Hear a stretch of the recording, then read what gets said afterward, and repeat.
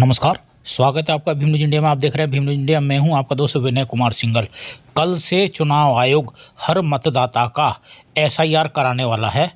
Video थोड़ा लंबा होने वाला है, लेकिन इसे ध्यान से देखिए, नहीं तो कोई चूक हो गई तो आगे फिर मतदान करने से और अन्य सुविधाओं से आपको बेदखल होना पड़ेगा। देखिए एक रिपोर्ट। Deputy election commissioners Shri Bhanu Prakash ji, Shri Sanjay Kumar, DGIT Mrs Seema, Miss Shubhra Saxena, director ECI, Shri Vijay Pandey ji, DDG law.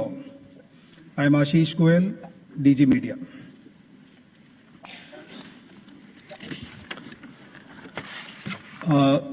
As always, the format of our PC would be, we'll start with the address by the Honorable Chief Election Commissioner, which will be followed by a presentation, that will be followed by a question and answer session. Sir. Honorable Election Commissioner Dr. Sukhbir Singh Sandhu ji, Honorable Election Commissioner Dr. Vivek Joshi, Election Commission के senior officers, media के हमारे साथी और आपके माध्यम से जुड़े हुए इस देश के सभी मतदाता, आप सबको नमस्कार। आज हम सब स्पेशल इंटेंसिव रिवीजन के दूसरे चरण के रोल आउट के संबंध में आयोजित इस प्रेस कॉन्फ्रेंस में उपस्थित हैं। मैं आप सभी का हार्दिक स्वागत करता हूं। सबसे पहले मैं लोक आस्था और सूर्य उपासना के महापर्व छठ पूजा के इस पावन अवसर पर बिहार के सभी मतदाताओं को हार्दिक शुभकामनाएं देता हूं।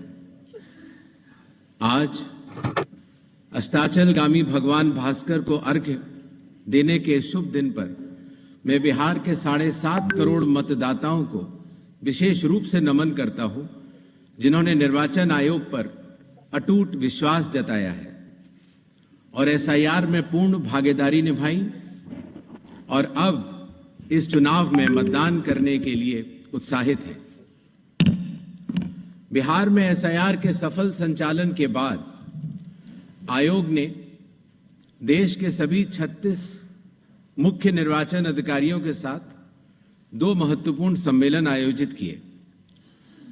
इन बैठकों में SIR से संबंधित अनुभवों, तकनीकी प्रगति और भविष्य की दिशा निर्देशों पर भी व्यापक चर्चा की गई।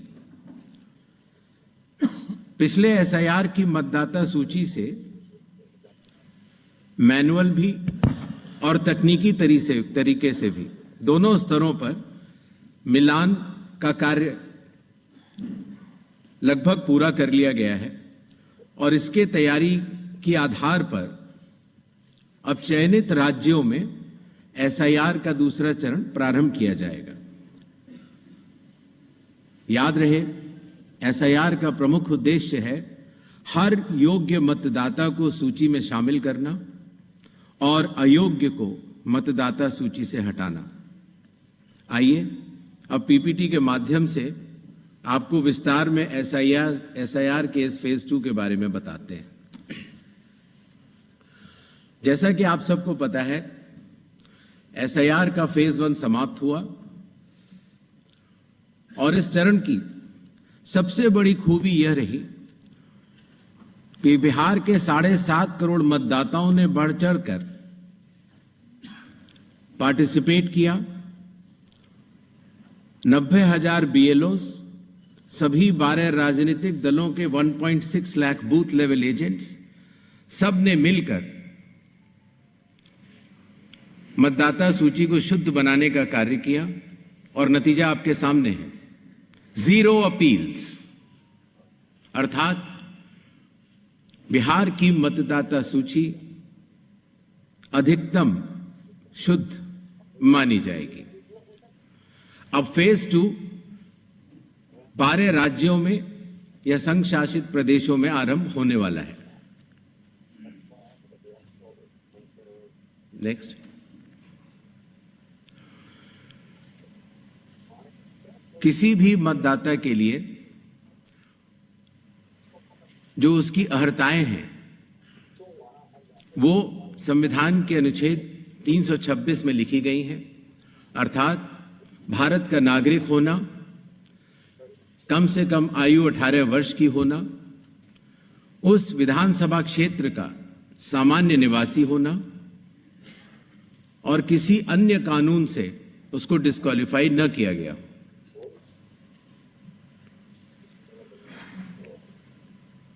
एसआईआर की आवश्यकता के बारे में काफी चर्चा हो चुकी है, लेकिन फिर भी चुनाव आयोग एक बार आपको बताना चाहेगा कि चुनावी कानून के तहत हर चुनाव से पहले इलेक्टोरल रोल का रिवीजन आवश्यक है, और या जब भी चुनाव आयोग आवश्यकता अनुसार निर्धारित करे। विगत कुछ दशकों से लगभग हर राजनीतिक पार्टी ने मतदाता सूची के शुद्ध न होने के ऊपर चुनाव आयोग को लगातार शिकायतें दी हैं। पहले सन 1951 से लेकर 2004 तक लगभग 8 बार स्पेशल इंटेंसिव रिवीजन इस देश में चुनाव आयोग ने कराया है, और आखिरी इंटेंसिव रिवीजन लगभग 21 साल पहले 2002 से लेकर 2004 की मियाद में पूरा किया गया था। इस लंबे दौर में, 2 दशकों से भी अधिक लंबे दौर में, मतदाता सूची में कई परिवर्तन आवश्यक हो जाते हैं, जैसे कि भारत की विकास गाथा के साथ साथ लोगों का माइग्रेशन के साथ साथ कई बार उनका वोट पुरानी जगह भी बना रह जाता है और नई जगह भी बन जाता है, अर्थात एक से जगह ज्यादा रजिस्टर होने वाले वोटर्स। कई बार किसी की डेथ होने के बाद भी उसका नाम न हटाया जाना, या गलती से किसी भी विदेशी नागरिक का नाम मतदाता सूची में आ जाना। इन चारों कारणों की वजह से चुनाव आयोग ने निर्णय लिया कि पूरे देश में चरणबद्ध तरीके से एसआईआर कराया जाए, और इसकी पहली कड़ी बिहार आपके सामने समाप्त भी हो चुकी है, और बड़े सफलतापूर्वक लोगों ने चुनाव आयोग पर विश्वास भी जताया है। एसआईआर करते समय एक बहुत बड़ी संख्या में चुनावी कर्मी चुनाव आयोग के साथ कंधे से कंधा मिलाकर काम करते हैं। आपको पता होगा कि लगभग हर 1000 वोटर के ऊपर एक पोलिंग स्टेशन औसत तौर पर हो जाता है। हर पोलिंग स्टेशन पर एक सरकारी कर्मचारी बूथ लेवल ऑफिसर के तौर पर कार्य करता है। एक विधानसभा क्षेत्र में 300 या 400 के बीच में लगभग पोलिंग स्टेशंस होते हैं, और हर विधानसभा क्षेत्र में एक इलेक्टोरल रजिस्ट्रेशन ऑफिसर होते हैं। वो भी सरकारी कर्मचारी होते हैं और एसडीएम के स्तर के होते हैं, और उनके अंडर में ये सारे बीएलओज कार्य करते हैं। इलेक्टोरल रजिस्ट्रेशन ऑफिसर को सहायता करने के लिए assistant electoral officer registration officers भी होते हैं, जो कि लगभग हर तहसील में एक या उससे अधिक होते हैं। ईआरओ एक सब डिविजनल मजिस्ट्रेट के लेवल का अधिकारी होता है, जिसकी कानूनी जिम्मेदारी होती है कि वो मतदाता सूची ड्राफ्ट तैयार करे, जनमानस से मिले हुए क्लेम्स एंड ऑब्जेक्शंस को रिसीव करे और उनके ऊपर एक निर्णय ले, और उसके बाद एक फाइनल मतदाता सूची प्रकाशित करे। ईआरओ के इस निर्णय के बाद, अर्थात फाइनल मतदाता सूची प्रकाशित करने के बाद, अगर किसी भी सिटीजन ऑफ इंडिया को, उस विधानसभा क्षेत्र में रहने वाले किसी भी मतदाता को, अगर कोई भी अपील करनी हो तो वो उस जिले के जिला अधिकारी के पास कर सकता है, और अगर वह जिलाधिकारी के निर्णय से भी असंतुष्ट हो तो उस राज्य के चीफ इलेक्टोरल ऑफिसर के पास अपनी सेकंड अपील दायर कर सकता है। यह मैं इसलिए आपको बता रहा हूं कि बिहार में सभी राजनीतिक दलों के साथ मिलकर जब एसआईआर हुआ, उसके बाद जो जिला मजिस्ट्रेट्स के पास अपील आई 38 जिलों में,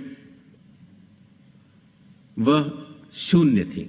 अर्थात ईआरओ और इलेक्टर्स ने मिलकर और बूथ लेवल एजेंट्स ने मिलकर बहुत ही अच्छा काम किया।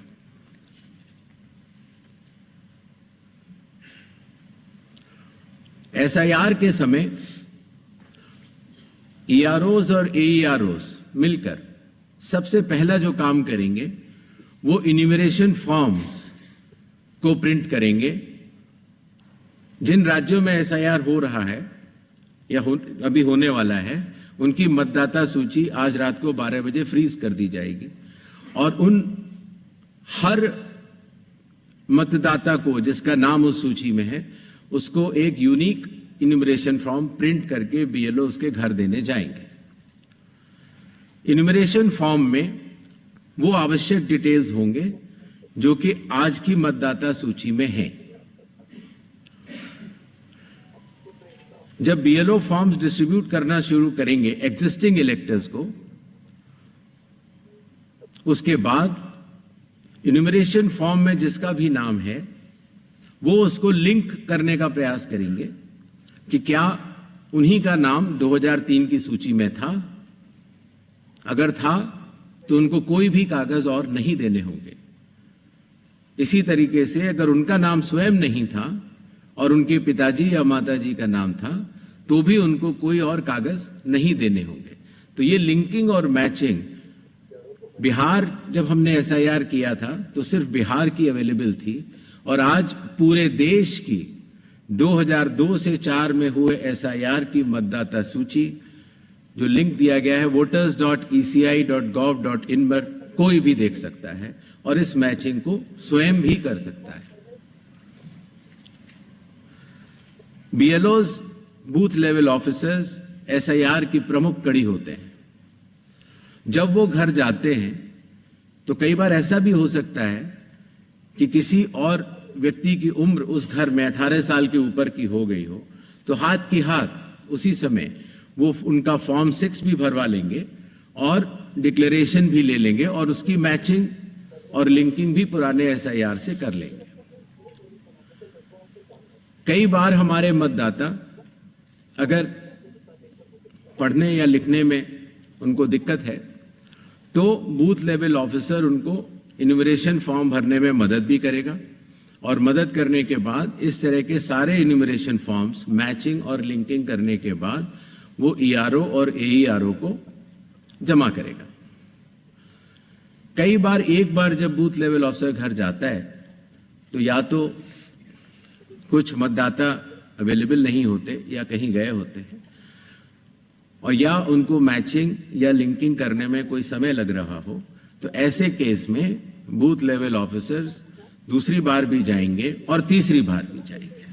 3 बार हर बीएलओ हर घर जाएगा।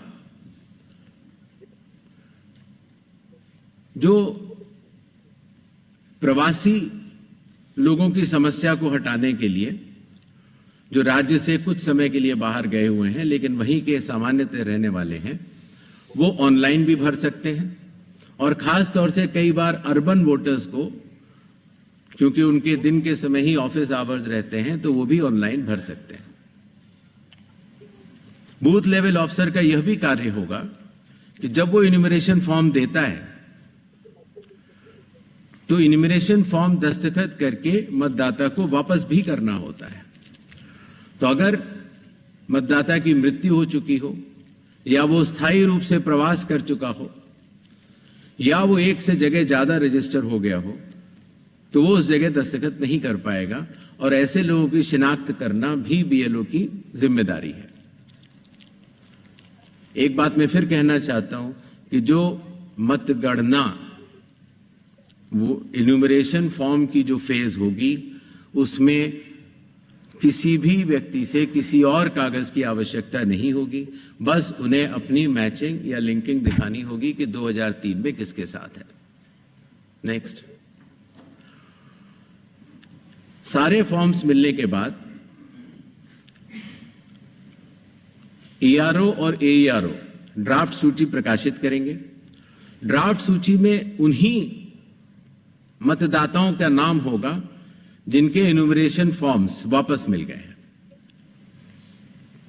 जिन मतदाताओं की मैचिंग या लिंकिंग नहीं हो पा रही है, 2003 में कहां थे, 2003 में आपके माता पिता भी नहीं थे या कोई भी नहीं था, ऐसे लोगों को भले ही उनका इन्यूमरेशन फॉर्म मिल गया हो, लेकिन नोटिस जारी करेगा ईआरओ और एईआरओ, और नोटिस जारी करने के बाद फिर वो उनकी एलिजिबिलिटी डिसाइड करेगा इंक्लूड करने के लिए या एक्सक्लूड करने के लिए बेस्ड ऑन इंडिकेटिव डॉक्यूमेंट्स, जो मैं आगे बताऊंगा। ईआरओस और एईआरओ की यह जिम्मेदारी होगी कि कोई भी योग्य मतदाता छूटे ना और कोई भी अयोग्य मतदाता सूची में अंदर ना आ पाए। ईआरओ के फैसले के खिलाफ कानूनी तौर पर जिला मजिस्ट्रेट के पास एक अपील होती है, जो मैंने आपको बताया, और जिला मजिस्ट्रेट के फैसले के खिलाफ चीफ इलेक्टोरल ऑफिसर के पास भी सेकंड अपील होती है। जो प्री इन्यूमरेशन फेज है, जो आज रात को 12 बजे से शुरू होगा, उसमें कंप्यूटर मैचिंग और लिंकिंग पिछले एसआईआर से ईसीआई नेट के जरिए की जा रही है, उसको आगे बढ़ाया जाएगा। मैनुअल मैचिंग और लिंकिंग काफी हद तक बूथ लेवल ऑफिसर्स ने इन राज्यों में कर ली है, और ट्रेनिंग जो बीएलओस की है, ईआरओस की है और डीओस की है। हालांकि काफी ट्रेनिंग हम लोग यहां ट्रिपल आईडीएम में कर चुके हैं, बट एक बीएलओ, ईआरओ और डीओ की ट्रेनिंग कल से शुरू होगी। सभी राजनीतिक दलों से 6 नेशनल पार्टीज जो कि हर राज्य में मौजूद हैं, और हर राज्य की जो स्टेट पॉलिटिकल पार्टीज हैं, उन सभी से निवेदन है कि वो अपने बूथ लेवल एजेंट्स, अगर उन्होंने नामित नहीं किए हैं किसी भी बूथ पर, तो जरूर कर लें। साथ ही साथ सभी चीफ इलेक्टोरल ऑफिसर्स को, डिस्ट्रिक्ट इलेक्शन ऑफिसर्स को और ईआरओस को यह निर्देश भी होंगे कि कल से शुरू होकर परसों तक वो सभी पॉलिटिकल पार्टीज को के साथ मीटिंग करेंगे और पूरी एसआईआर की प्रक्रिया को उनके समक्ष डिटेल में बतलाएंगे।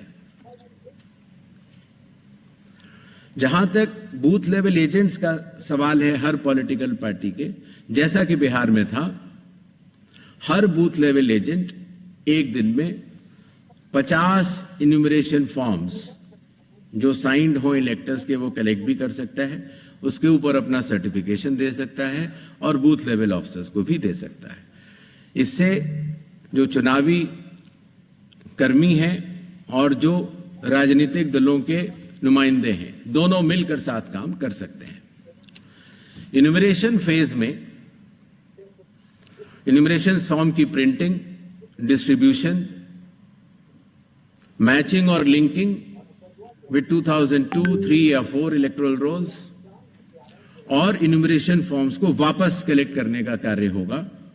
और साथ ही साथ, जैसा आप सबको पता है, मतदाताओं की सुविधा के लिए चुनाव आयोग ने निर्णय लिया है कि किसी भी मतदान केंद्र में 1200 से अधिक मतदाता नहीं होने चाहिए, जिससे कि भीड़ न लगे।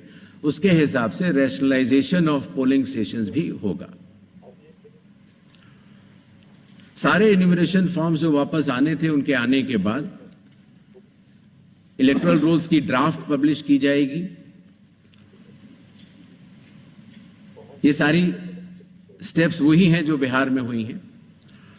और उसी के साथ साथ, चूंकि इन्यूमरेशन फॉर्म लेते समय ये पता लग जाता है कि ये व्यक्ति एब्सेंट है या शिफ्टेड है या डेथ है या डेड है या उनके डुप्लीकेट वोट्स बने हुए हैं, उन सब की लिस्टें बिहार में भी वो सभी BLS से भी शेयर की गई थी। पंचायत या पब्लिक ऑफिसेज के नोटिस बोर्ड पर भी लगाई जाएंगी और CEO के वेबसाइट पर भी अवेलेबल होंगी, जिससे कि कोई भी व्यक्ति एपिक नंबर लगा के देख सकता है कि उसका, जैसे पिताजी का नाम अगर उसकी मृत्यु हो गई है तो वहीं पर है कि नहीं। ड्राफ्ट सूची पब्लिश होने के बाद जिन लोगों की मैचिंग या लिंकिंग 2003 या 2 या 4 से नहीं हो पाई है, उनको ERO नोटिस जारी करेंगे। नोटिस के बाद हियरिंग होगी और हियरिंग में जो भी इंडिकेटिव डॉक्यूमेंट्स हैं उनको चेकिंग किया जाएगा और ERO ये भी उनसे पूछेगा कि 2003 में आप कहां थे या आपके माताजी पिताजी कहां थे, जिससे अगर लिंकिंग नहीं भी हो पाई है तो वो भी कर पाए। साथ ही साथ क्लेम्स एंड ऑब्जेक्शंस का पीरियड भी शुरू हो जाता है। तो किसी व्यक्ति का, योग्य व्यक्ति का अगर नाम छूट गया है तो अपना क्लेम वो जमा कर सकता है इंक्लूजन के लिए, फॉर्म 6 भर सकता है डिक्लेरेशन के साथ, या ऑब्जेक्शंस भी दे सकता है फॉर्म 7 में, या कई बार उसके नाम में अगर गलती हो या किसी और एंट्री में अगर गलती हो तो फॉर्म 8 भी दे सकता है। तो ये क्लेम्स एंड ऑब्जेक्शंस रिसीव का पीरियड होता है जो कि किया जाएगा, बिहार में भी किया गया था, और उसके ऊपर EROs अपना निर्णय लेंगे। ये कार्य पूर्ण होने के बाद फाइनल रूल्स पब्लिश होंगे और उसके बाद 15 दिन का समय जिला मजिस्ट्रेट के पास फर्स्ट अपील देने का और उसके बाद CEO के पास सेकंड अपील देने का, सभी के पास ये कानूनी मार्ग उपलब्ध होगा।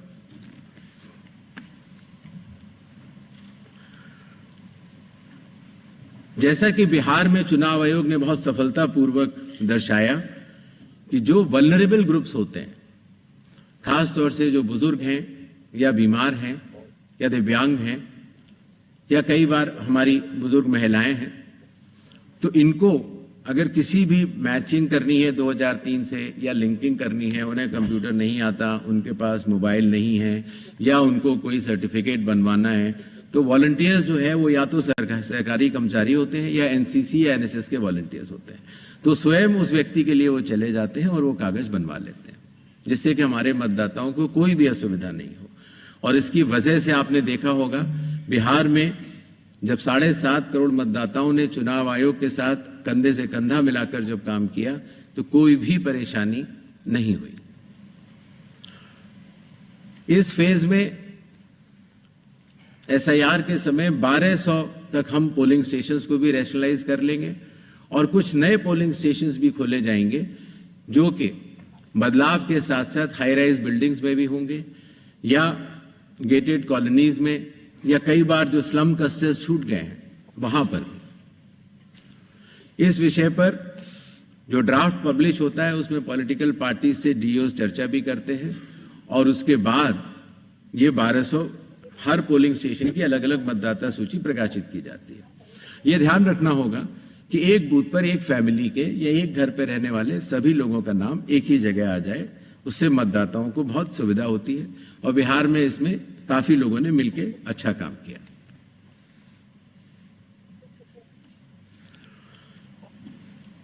जो बिहार का SIR हम लोगों ने कराया उससे चुनाव आयोग को यह भी समझ में आया कि इन्यूमरेशन फॉर्म में एक छोटा सा परिवर्तन करना आवश्यक है।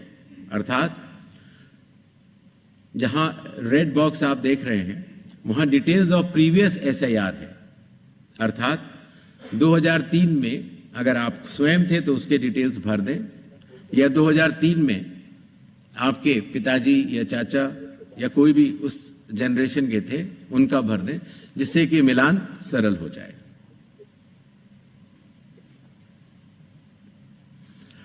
जो इन्यूमरेशन फॉर्म दिया जाएगा उसमें काफी चीजें प्री प्रिंटेड होंगी। मतदाता का नाम, उसका एपिक नंबर, उसका पता, सीरियल नंबर, पार्ट, कौन सी असेंबली है और उसका पुराना फोटो। एक QR कोड भी दिया जाएगा जिससे कि उस QR कोड को स्कैन करके आप स्वयं देख सकते हैं। सभी मतदाताओं से चुनाव आयोग का यह आग्रह रहेगा कि जहां पेस्ट करेंट फोटो लिखा हुआ है वहां पर अपनी नई और रंगीन फोटो, कलर्ड फोटो वहां पर अगर लगाएंगे तो जब भी आपका नया एपिक कार्ड बनेगा तो उसमें वो फोटो लगाई जाएगी, तो अच्छा लगेगा। शिनाख्त में भी आसानी होती है, बिकॉज कई बार वोटर कार्ड्स में लोगों के बहुत पुराने पुराने फोटो लगे हुए हैं। इन्यूमरेशन फॉर्म का ये हिस्सा है जो प्री प्रिंटेड के बाद नीचे आता है, उसमें ये डिटेल्स इलेक्टर्स को भरने होंगे। आधार नंबर बिहार में भी ऑप्शनल तरीके से चुनाव आयोग ने लिया था और इस बार भी आधार नंबर लिया जाएगा। फादर का नाम भी है, एपिक भी है, आपके स्पाउस मदर फादर का नाम भी है, डेट ऑफ बर्थ भी है। जी, जो प्रीवियस एसआईआर के जो 2 खाने मैंने आपको बताए थे, उसमें स्वयं का अगर नाम है तो पहला जो बाईं तरफ वाला बॉक्स है, इसमें इलेक्टर का नाम एपिक अगर उसका है उस समय, तो बिकॉज 2003 में कई लोगों के पास एपिक नंबर नहीं था। रिलेटिव का नाम, कई बार फादर का नाम होता है और रिलेशनशिप, तो वहां पर फादर होगा। किस जिले में है, जैसे ही आप जिला लिख देंगे या स्टेट या एसी लिख देंगे, तो जो सारी जो मतदाता सूची पूरे देश की अवेलेबल है 2003 में, उससे सेलेक्ट करना और उससे मैचिंग करना बहुत आसान हो जाता है। इसी तरीके से अगर आपका नाम नहीं है 2002, 3 या 4 की मतदाता सूची में, तो आप अपने फादर मदर या जो भी उस श्रेणी के जो रिलेटिव्स हैं उनके डिटेल भर सकते हैं, तो उससे भी ये मैचिंग सरल हो जाती है। क्लेम्स एंड ऑब्जेक्शंस के पीरियड में फॉर्म 7 और फॉर्म 8 की आवश्यकता पड़ती है, और फॉर्म 6 तो खैर चूंकि इन्यूमरेशन फेज में ही इस बार हम कलेक्ट कर ले रहे हैं। बिहार में हम लोगों ने उसको बाद में किया था, लेकिन इस बार हम शुरू से ही कर ले रहे हैं।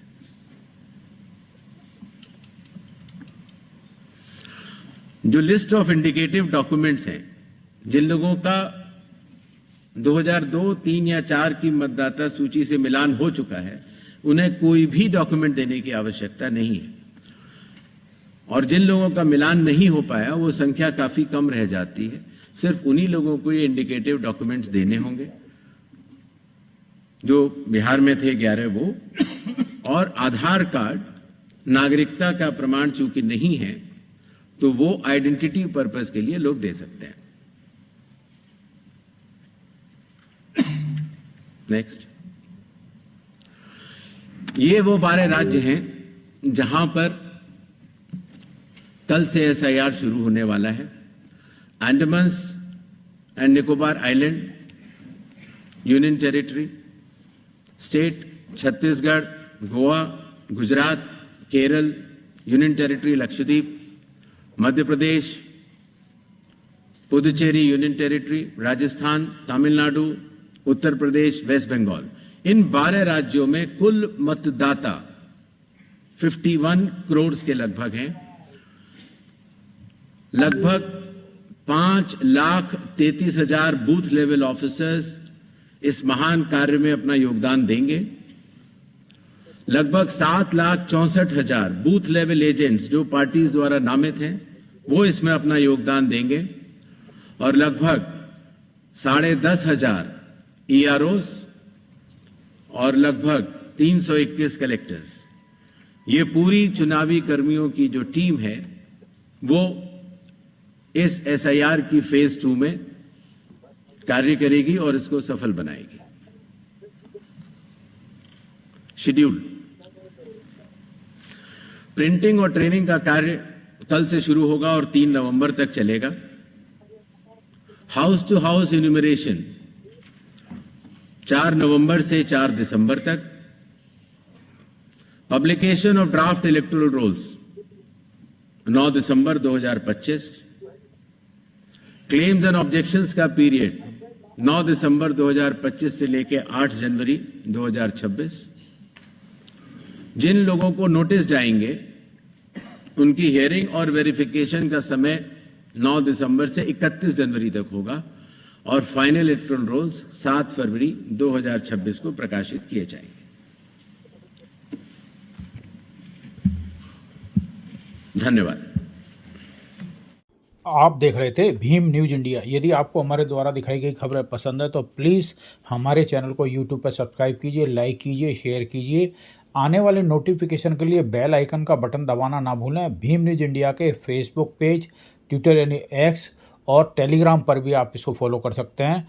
न्यूज़ अपडेट के लिए बने रहिए हमारे साथ, देखते रहिए भीम न्यूज़ इंडिया। हाँ, यदि आपको अपनी कोई खबर भेजनी है तो हमें 9414317167 पर संपर्क कर सकते हैं। हम दिखाएंगे आपकी खबरों को पूरे हर गांव, गली, मोहल्ला, शहर, कस्बा, देश, प्रदेश, सरकार, प्रशासन को।